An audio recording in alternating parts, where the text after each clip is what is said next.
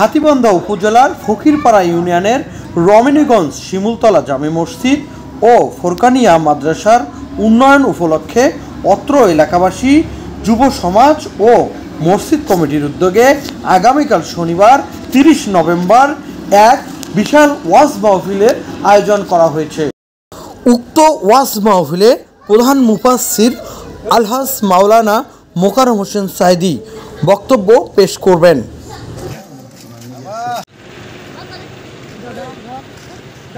আসসালামু আলাইকুম। আগামীকাল আমার শিমুলতলা মসজিদ প্রাঙ্গণে ওয়াজ মাহফিল হবে, আপনার দাওয়াত থাকিল, আসবেন।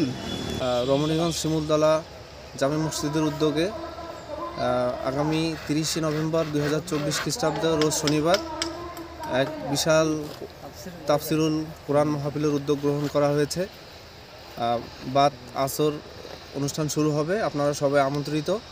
এখানে বিশেষ আকর্ষণ হচ্ছে আমাদের প্রধান মুফাসসির হচ্ছেন মাওলানা মোকাররম হোসেন সাইদি, যিনি একজন হচ্ছেন সদস্য আল কোরআন রিসার্চ ফাউন্ডেশন এর সদস্য হচ্ছেন রংপুরের।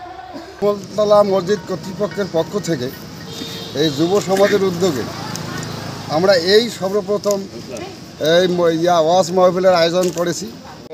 এলাকাবাসী আমাদের এই শিমুলতলা রমণীগঞ্জ শিমুলতলা জামে মসজিদের উদ্যোগে যুব উন্নয়নের ওয়াজ মাহফিল আয়োজন করা হয়েছে।